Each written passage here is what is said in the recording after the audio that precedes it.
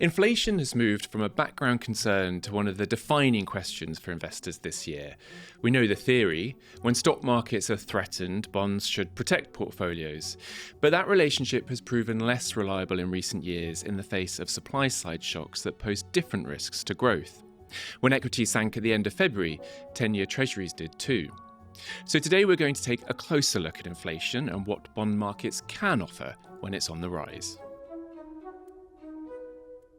Hello, I'm Seb Morton-Clark and this is Fidelity Answers, the podcast that puts the questions investors are asking to the people managing the money. Today, what kind of fixed income can protect my portfolio when we're faced with inflation? Well, to answer, I've got two portfolio managers with me today who are up to their elbows in the asset class: Ravin Seeneevassen and Tim Foster, both experts when it comes to anything related to inflation, interest rates and bonds. Hello to you both. Hi. Okay, so we're going to really break this down. What's happened to inflation and bonds over the past year, why different inflation measures are telling different stories, and why that matters when it comes to forecasting where fixed income markets might go, and how instruments like inflation-linked bonds fit into portfolio construction. So, Ravin, before we launch into all of that, your core argument here is that markets are underappreciating the scale of the risks ahead when it comes to inflation. Can you lay out briefly why you think that is and what you're doing about it as a portfolio manager? So just give us your elevator pitch here. Sure. Thank you, Seb. First, let me say it's a pleasure to be along your side and team today. When it comes to inflation, it's clearly a topic that's been front of investors' mind in the past week since the Middle East conflict began. From our perspective, over the past year, we've laid down the case that inflation risk premium was being underpriced by market. And this view really relies on what we've seen over the past few years. We have seen a supply chain reconfiguration and security-driven investment pretty much across the whole of the developed world. And that what's very different today compared to a decade ago is this agenda is being fulfilled by pro-cyclical fiscal measures.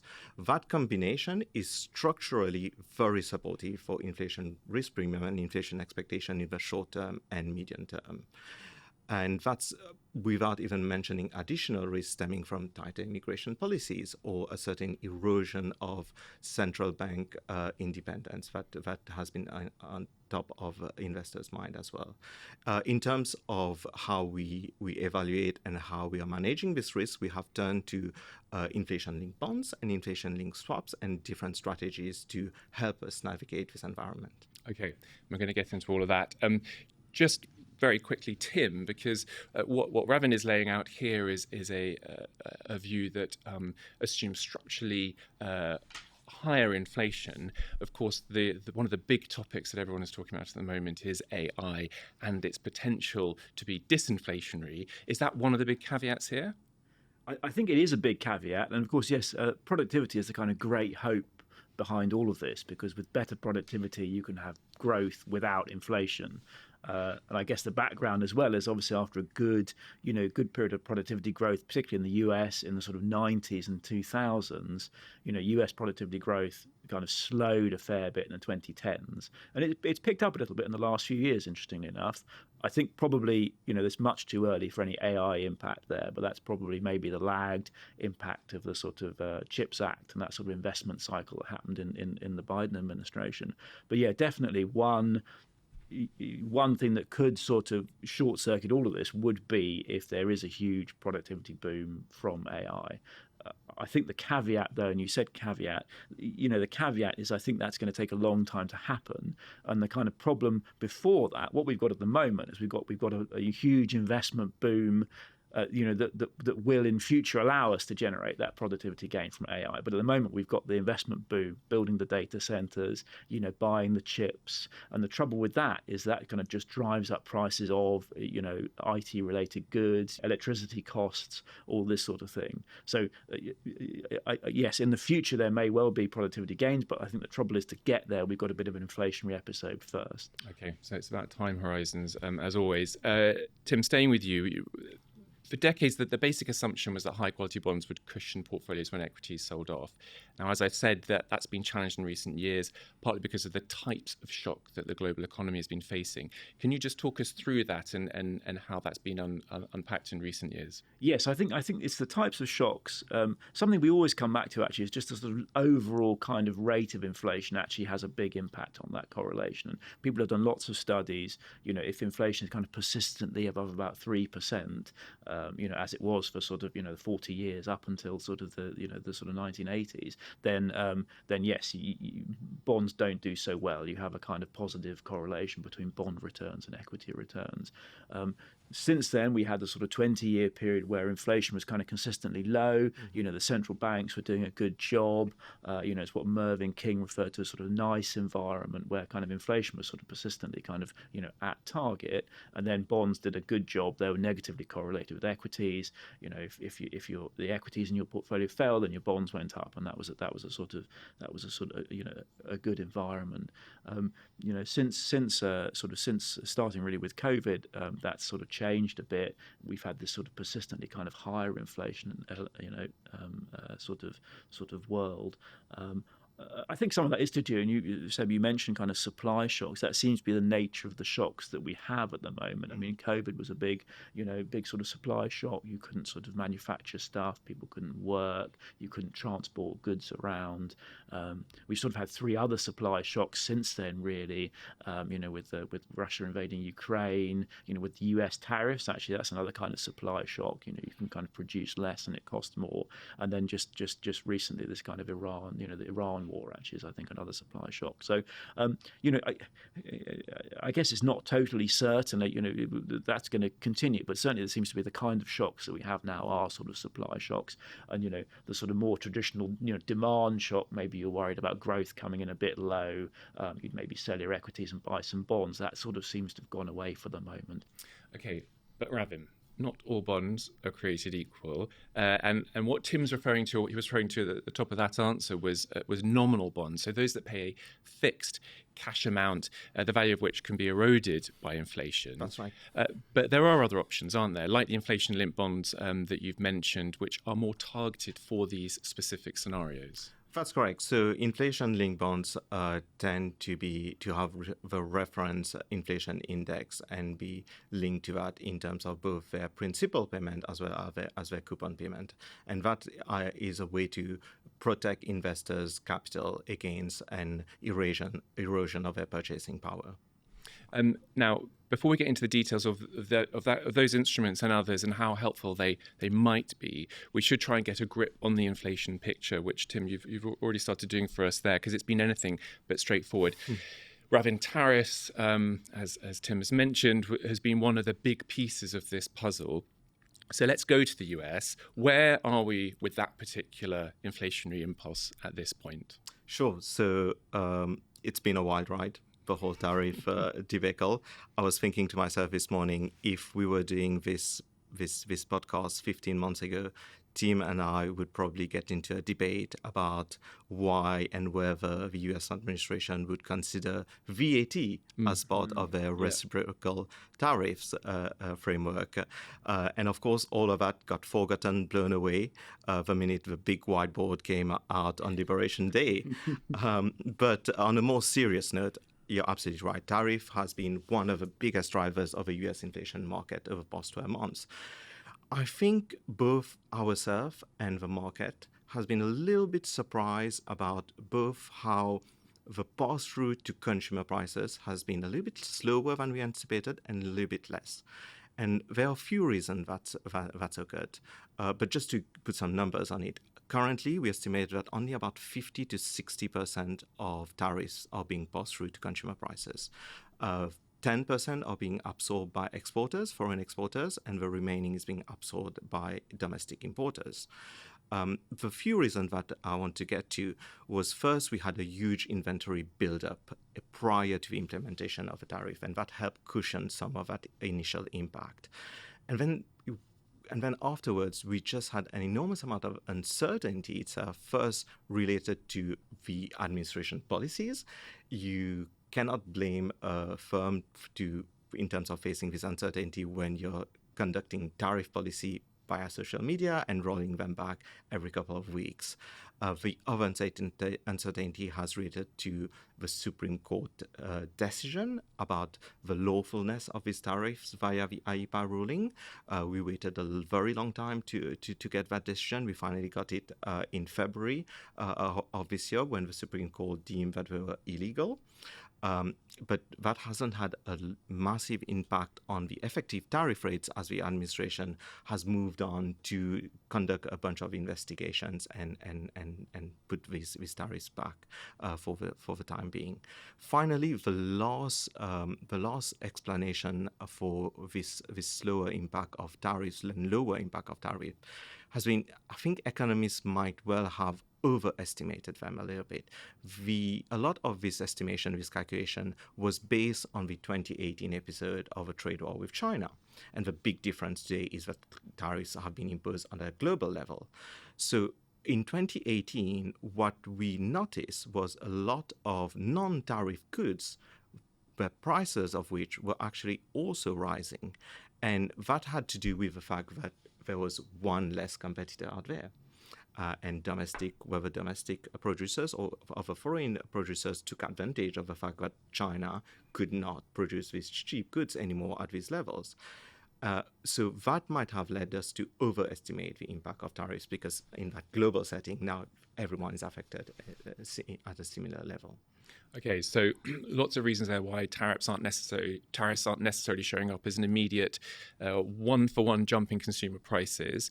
And there can be a long chain between the tariff at the border and the price paid by the consumer. Tim, sticking with the US, the board at the US Federal Reserve is changing. How do the risks associated with that tie in, perhaps, with what Ravin's been telling us? I mean, one of the things that Kevin Warsh has said that he wants to do is he wants to sort of look at different measures of inflation, and in particular sort of get to a more kind of underlying kind of measure of inflation.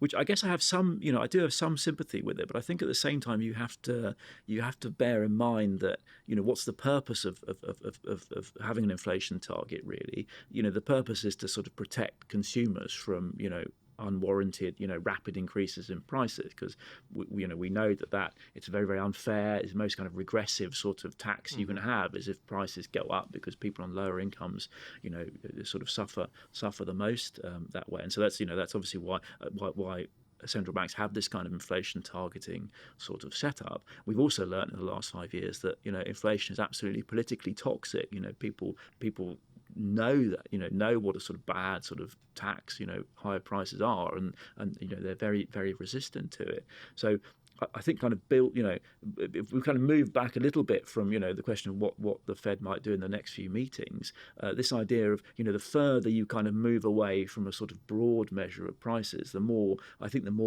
politically difficult you're making life for yourself, because you're sort of you're sort of denying a bit the experience of those consumers and those voters. I mean, we already have that a bit. Central banks tend to focus on sort of core inflation measures, which typically means excluding the same thing. You always exclude kind of food and energy. Now, clearly, everyone has to buy food, and everyone has to pay for energy. But I can kind of you can kind of defend that a bit, because you're always sort of excluding the same thing, and it tends to be the more volatile bit. But certainly, this kind of idea of a sort of trimmed mean measure, where you kind of exclude the top and bottom movers each month, and that might change each month. I think that is quite dangerous, because typically, I think in a sort of inflationary cycle, a different thing will be the most inflationary component each month. That will change, and there might be a sort of sequence of different things sort of surprising on the upside, and if every month you exclude those, you're likely to kind of underestimate the kind of inflation that you face. And I think you're absolutely right, Tim, particularly via the expectation channels. I think one of the things that we saw over the 2022 episode of the spike in inflation post-pandemic has been that expectation tend to follow more closely the headline level rather than some of these more core measures. The other point that I think that is important to stress in terms of where we're going in the Fed, we saw that Kevin Warsh, who has now been confirmed by the Senate, he intends to insert a little bit more uncertainty. So we might do away with the SCP dots. We might do away with the press conferences. That's the topic that we're discussing currently. And for me, that might mean that if there is more uncertainty with regards to policy or framework or reaction function, it might mean that, again, you might need to build up a little bit more term premium, a little bit more inflation risk premium further down the curve. Okay, so we have Warsh coming into the Fed. There is this tendency to trim the measures that are being looked at. There might be some changes around the communication of what's being watched. And of course, who is watching what inflation measures really comes into play, especially when we're thinking about what fixed income might be helpful to portfolios. And we will come onto that in a moment. First of all, let's move to Europe, Ravin. And putting aside what we don't know about the outcomes of the events in the Gulf, one idea that was discussed earlier this year was that Europe might see disinflation from a deluge of cheap goods from China. Is that still likely, do you think, or are you quite sceptical on that front now? I'm glad I have a chance to address this issue because it's been driving me a little bit mad because, first of all, the data does not bear that a lot. So let's recap quickly. So you're absolutely right. After Liberation Day, the market was very, very focused that we will have a big diversion of cheap Chinese goods into Europe, and that would bring with it a very big disinflationary impulse. And again, just to put some figures on it, at the end of last year, the market was expecting end of 2026 inflation in Europe to be around 1.6%, 5-year inflation expectation in Europe to be about 1.8, 1.9%. So a little bit under central bank target. What we have seen in the data, as I mentioned, does not bear that. So if you look at the growth of Chinese good imports into Europe over that 1-year period, it's about 8%. Which we shouldn't dismiss it. Absolutely not. There is some of this diversification of good flows happening. However, it's still a far cry from the plus 20%, plus 30% that we saw after the pandemic.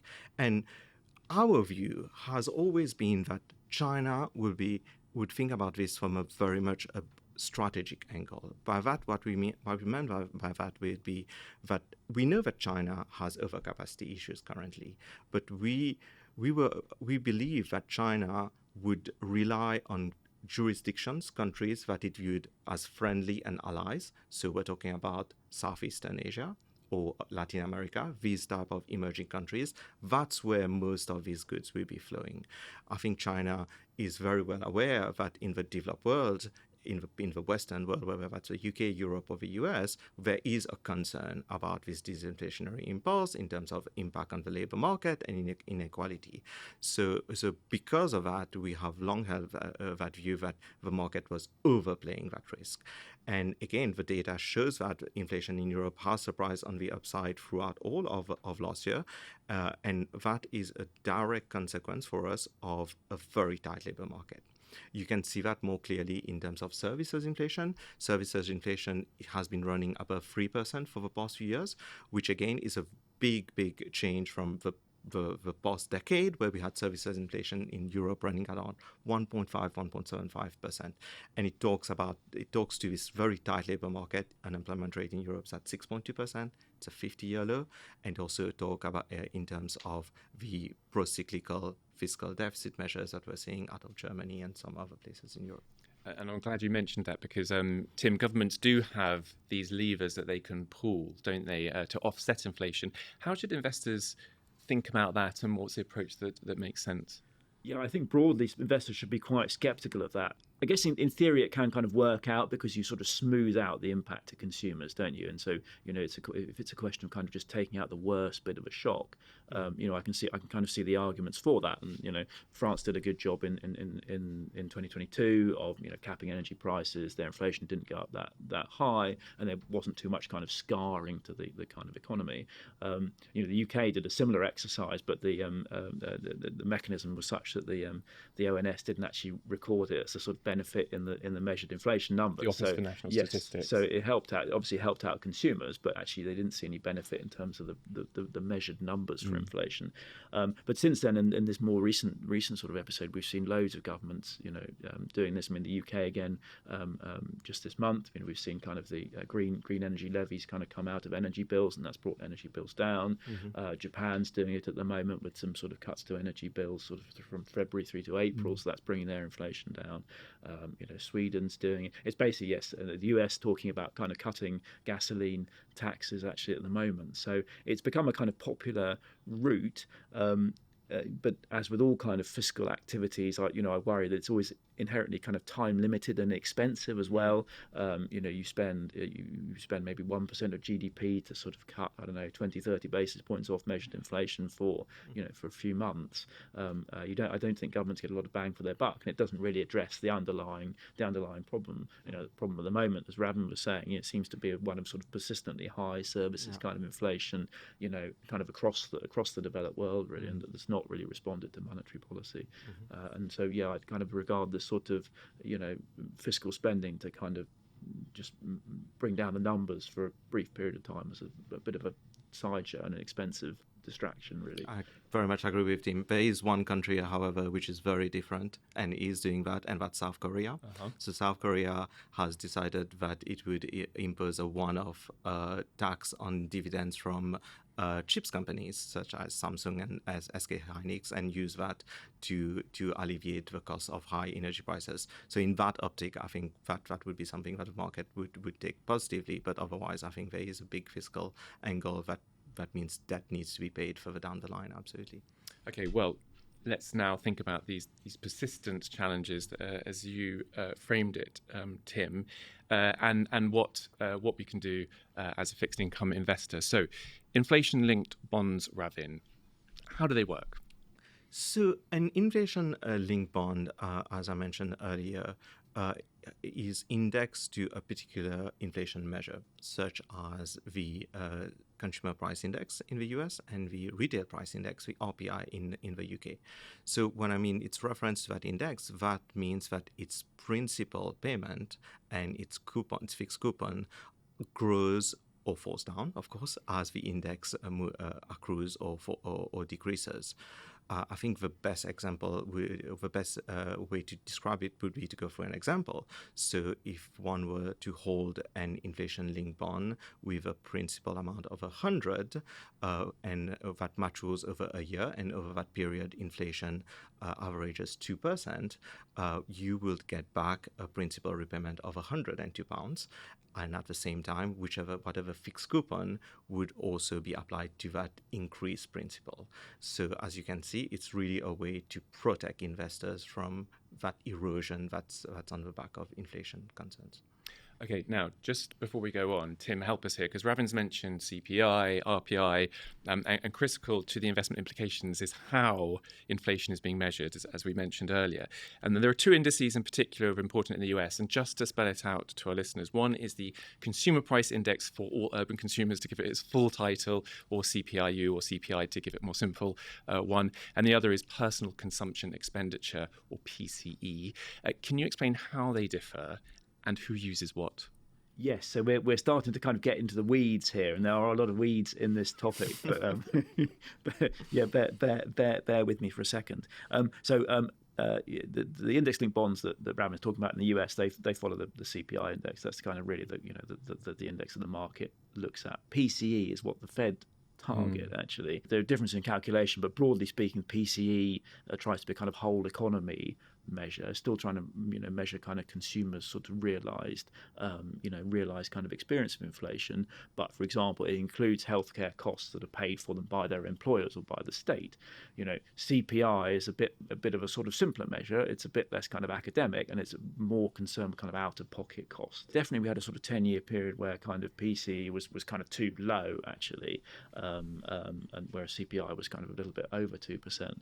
That's actually reversed in the last year. There's an interesting topic there. Funnily for a moment, we've got core PCE running above core CPI, which is kind of actually fairly unprecedented and kind of interesting phenomenon. The most kind of famous difference is shelter.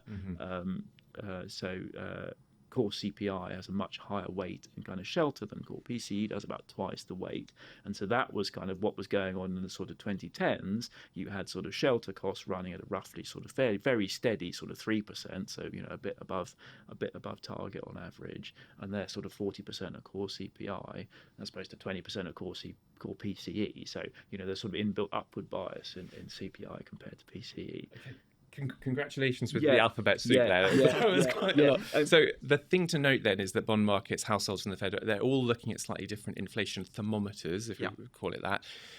Ravin, that matters when it comes to inflation-linked bonds, doesn't it? Because the bond is linked mechanically to one index, but the central bank may be reacting to another. Sure. I think where this is particularly relevant is when it comes to our self-market participants and investors trying to gauge market implied inflation expectation relative to the Fed's target, as Tim just implied.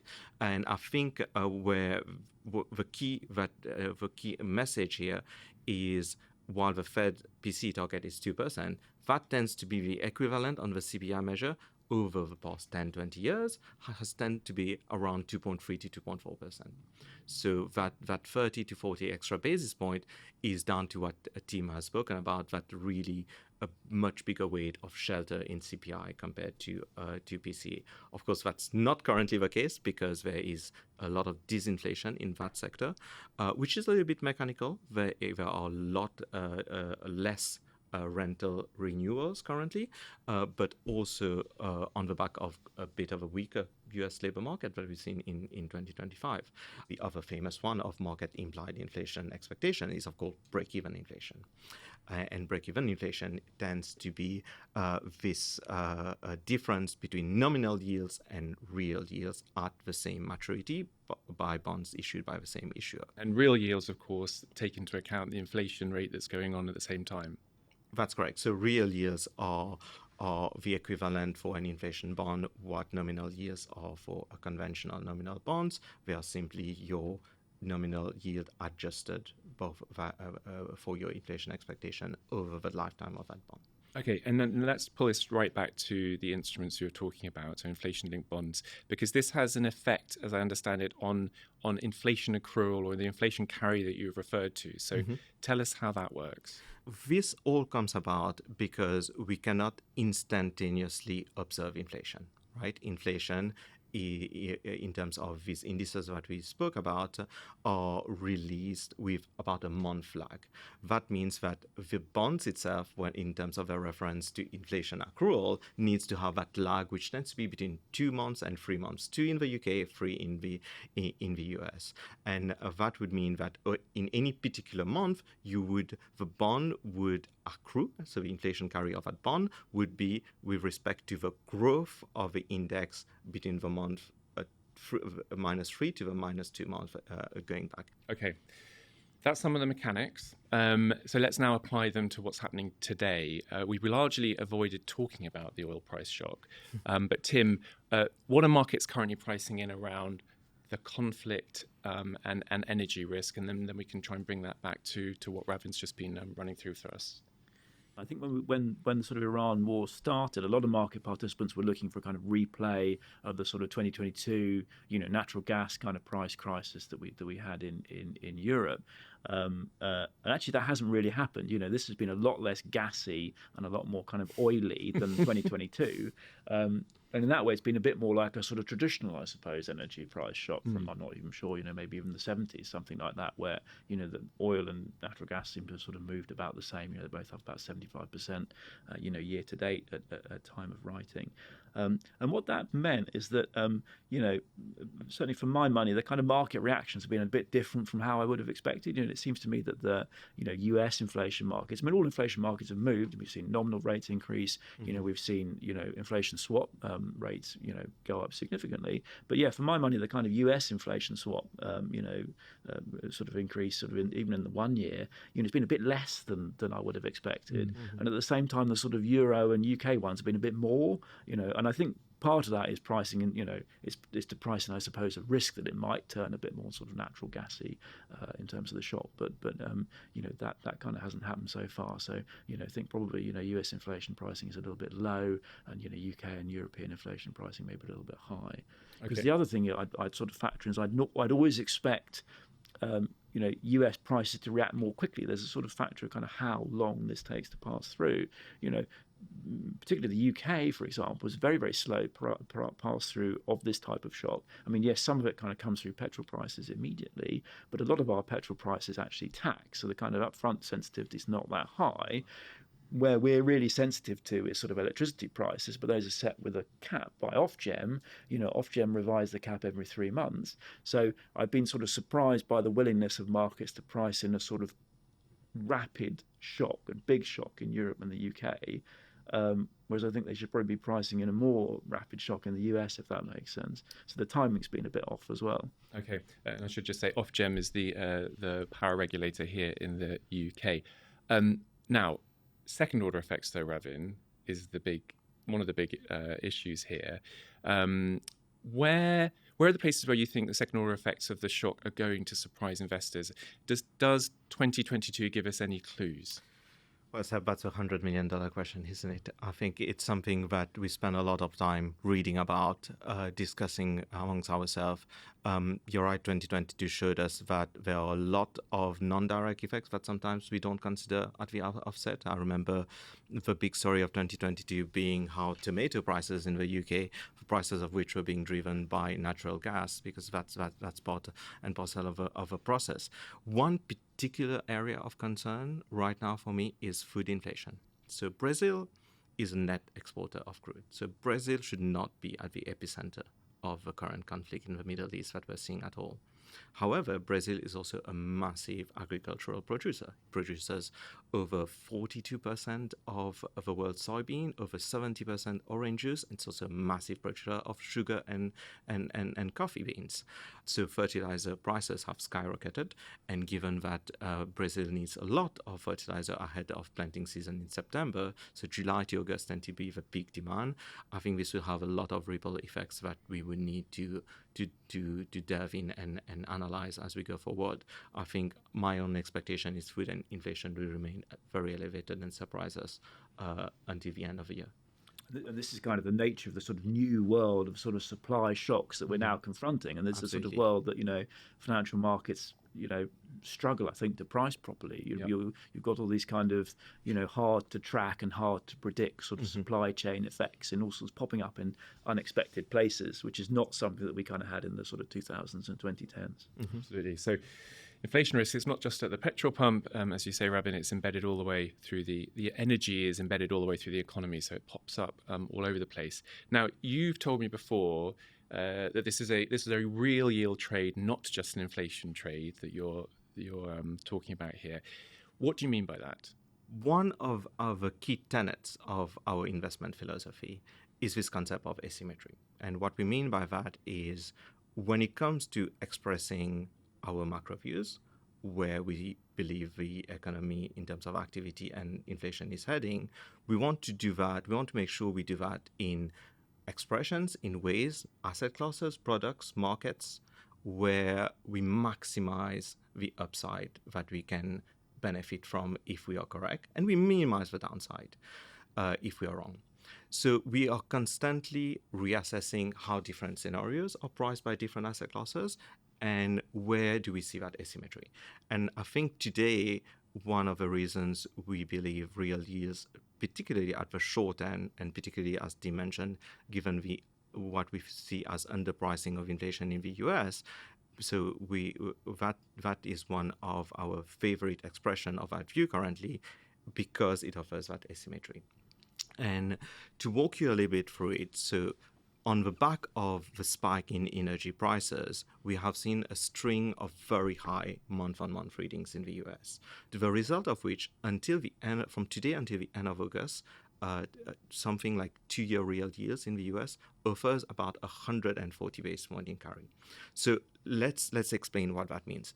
This implies that if between today and the end of August, rates expectation didn't change, inflation expectation didn't change and you held 2-year real yields and 2-year tips in the US, you would accrue 140 basis points, which is an enormous amount.